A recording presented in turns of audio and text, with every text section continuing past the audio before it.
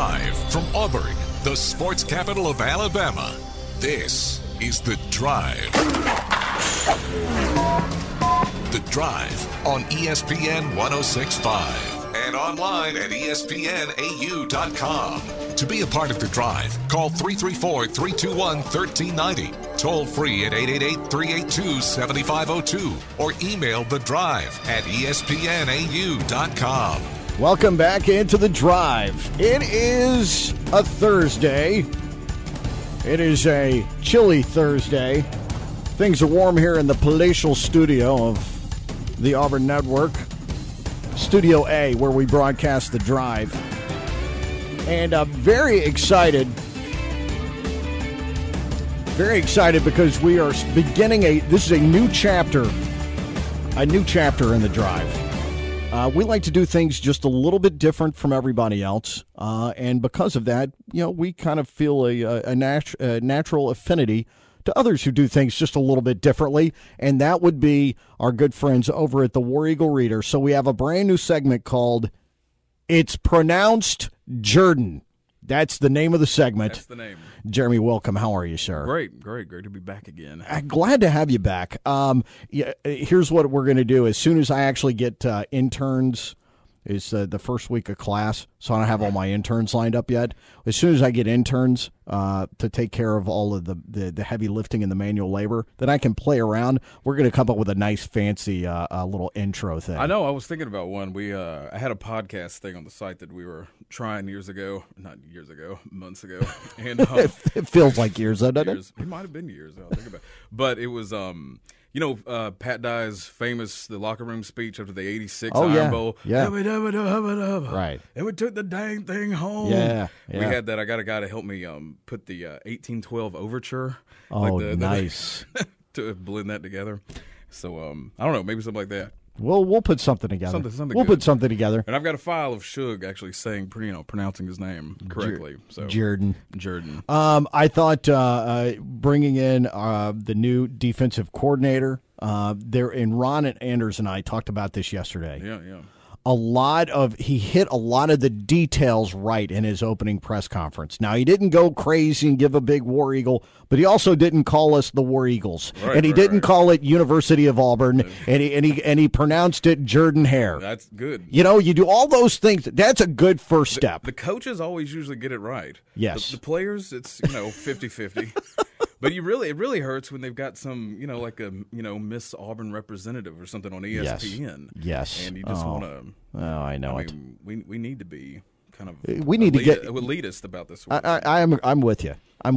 Listen, I'm a firm believer that we're all snobs about something. Right. And this is something that I think it's worthwhile to be a snob about. I know. Quite frankly, you just want to get it right. You want to get it right. All right, so thewareaglereader.com, that's the name of your site. I just have a ball with it. I like there's always something interesting and just a little left of center. Just a little just 15 degrees off center. Just something just a little bit different, and it's always very neat. It's always kind of images of Auburn and pop culture, different areas of history of Auburn. You're massively focused on this early 70s thing of Auburn history. We have the online church of the Blessed Individual. The Blessed Individual, absolutely. And I think... And I should probably be careful about this because I mean this in jest, and I certainly, if anyone close to the program, I know he's probably out recruiting, so he probably won't hear. They're in good humor, in good faith. There's a lot of good-natured joking right now, especially online, about Coach Van Gorder's hair. And it is flowing and magnificent. Yeah. It really is. It is. It's got its own Twitter account. It does. Which I'm following. That is all. Brian Van Gorder's hair. That's the name of that's the Twitter account. Something about we brought him so he could rip his hair out by the roots and plant it in the tumor's oak bed. There's been all kinds of funny all kinds of funny things. The whole look is definitely a throwback, and it gave me an idea yesterday. Listening to y'all, and then combined, we're talking about, I think Ron was like, when was the last coach we had that had a stash? A good stash, absolutely. And so that's going to be something coming up. It's going to be the great, great coaches with mustaches through Auburn history. That's a great idea. And we've got there's plenty to choose from. The the early '80s were it was a great time. It's a good time. It's a good time to be on mustache. It was a good time for it. So I was going back to some of the old media guides, and I was like, "Well, this is just going to feed the site for months. This is going to be fantastic. Great. We can give like the the Van Gorder Award or something. Let me tell you, you could do a lot worse right there.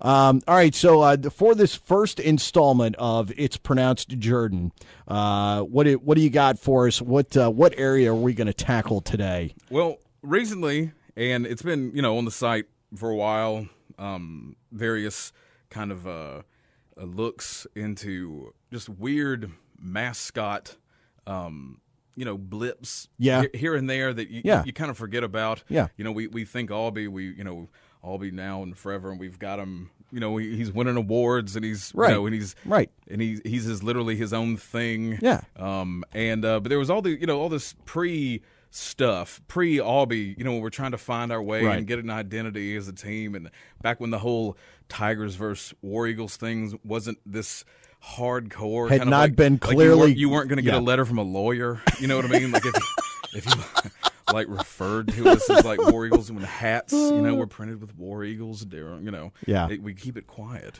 We don't let people know. Okay, listen, when you have a fight in the family, and you don't want people outside the family to understand exactly. Right. So we used to live. Listen, cousin Eddie used to actually hang out, and before we put him under the sink. Right. So now he's under the sink. We don't like to talk about cousin Eddie anymore. Right. So I kind of had this idea because the thing for it's pronounced Jordan was going to be, just kind of various, historical things that we'd been doing on the site, and and kind of, just elaborate and go off a little bit, more about it. And so one of the things that to me was interesting, and I'd known about it for a while, but in the early '70s. But for some reason, just flipping through one of the gloms, and it just kind of hit me. I was like, "Why? I mean, this is weird because nobody ever seems to talk about this. And why did this thing stop?" And the thing that I'm talking about is that we had a girl, a student in '70 and '71, who dressed up in a tiger striped jumpsuit. And she made the glom. She ran out on the field with the team. She was tiger striped jumpsuit. It was made. Her mom made it. It turns out her mom made the suit, and it was a role that she was filling called the Auburn Tiger. She tried out for it. She said there was a dude that did it before her, right? And that all she remembers, like some sort of like Field of Dreams moment or something, was this. She's hanging out doing. If you wear it, they will win. Well, right. It was like some sort of recreational gymnastics she was doing. She could do some handspring, but round offs, whatever they're called. She could do these things, but she didn't do it competitively. So she's just hanging out, chilling by herself one day, and some dude walks up to her and says, "You should try out for the Auburn Tiger." And she had no idea what he was talking about and can't remember who it was. She said there was a guy before her that did this. Okay, and can't we'll track him down, I'm sure, at some point. But for our purposes right now, we're just going to focus on her. Now, you said it was a jumpsuit. Is this like a one-piece leotard thing? Yeah, or is kind of. Yeah. Well, it wasn't skin striped tight. It wasn't a. Well, in my mind, I'm thinking the green guy. Well, the blue guy. You know what I mean? But God, that would be no in tiger stripe. That would be amazing. Wow! If they would make that, can we get somebody on? Can we get somebody on? Yeah, that? Ron. Yeah, I mean, well, he's still got connections. Right. There's enough people that can sew in this town. I think certainly. He's avoiding me. Every time I come in here, he's not here. He's off in Singapore or wherever he goes. He's actually out on a UN fact-finding mission right now in Laos. Well, we have a fun history. So I wish you'd try to work on a schedule sometime. Work on it. But her name was Pam Nelson at the time. Okay. Now it's Pam Smith, and she lives in, I think, Norcross, Georgia, and she's an artist. And so I tracked her down. I looked in the glom and found her name, maiden name, did the whole thing, called her up, and I got her husband on the phone, and he was like, "Well, who's calling?" I said, "Well, do I have the right house? Is this the Pam, Nelson that was, I guess the Auburn Tiger, because that's what it was called in the glom. It was like the Auburn Tiger. He was like, well, no, it didn't even have a title in the glom. That's the thing. She was just there. It was just a picture of her, like lying across in front of the cheerleaders, like out on the field. There's this person in a thing, and it's not, it didn't have a mask or anything. It was like a hood, and it had ears, and I think she had like a tail. It's like the children's onesies. It's a children's onesie, and we'll get into that later. Oh yeah, children's onesies come into this. Okay. I can't wait. And she didn't even have a title, and I was like, is this she would dress up? Do I have the right house?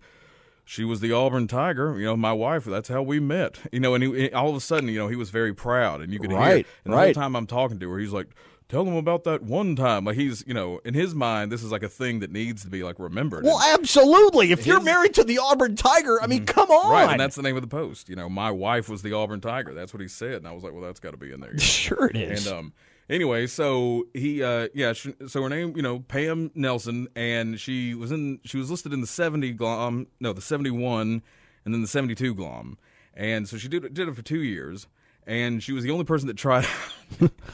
When she did try out, she's like, and I made it, and apparently she was a big introvert, and it was like a really, it was weird. She's like, it was very out of character for me to do, but my mom was so happy, so she got somebody. Her mom didn't make it. Her mom got somebody to make it for her. It was commissioned. And there had never, been seemingly, anything like this. And her, as far as what she would do, is she would run out and do backflips down the field, all those kinds of down things. the field when the team. And it's weird to think that nobody you talk about back then, that this isn't like, I remember that girl doing, flips down the field. That is kind of odd. But she wouldn't go, she only went to a few away games. But but she was there for like every home game, at least in Auburn. And I think maybe because they would play a lot in Legion Field back then. Yeah. And so she would do like flips, and she would and then kind of just hang around the cheerleaders and occasionally kind of do some stuff with them, and then one time when she went crossword puzzles, something, she would just hang out and wave, and she's cute and everything, and it's looking good, and so. And by the way, there's nothing wrong with having cute people just looking good on the sidelines. Right. They're called cheerleaders now, and there's nothing wrong with that. Right, and and I was kind of thinking like, was she considered? Is this an official thing? And she was like, well, it wasn't like an Aubie kind of a thing. Right. It wasn't like I got like money or like a budget or anything. It was like show up, just be there, just do it. And one time she went down to Florida for Halloween. We played Florida in 1970 on Halloween and creamed them like 63-2 or something. Something. It was the biggest like defeat I think we've like had on them. It was crazy, or their biggest whatever. Something crazy. But it was Halloween night, or like during the afternoon. They almost didn't let her in, like, because she didn't travel with the cheerleaders or everything. She had to go because they just thought she was some student dressed up for trick or treat. Some kind of nut job. Right. They had to like wave at a cheerleader to get her to be like, she's supposed to be here. She's with us. I'm with the band. But then there's more. You got to remind me to tell you more about the kids coming up. I want to hear more about the kids and the onesies. More with Jeremy and the War Eagle Reader. It's pronounced Jordan. Right here on The Drive. Stick around. We'll be right back.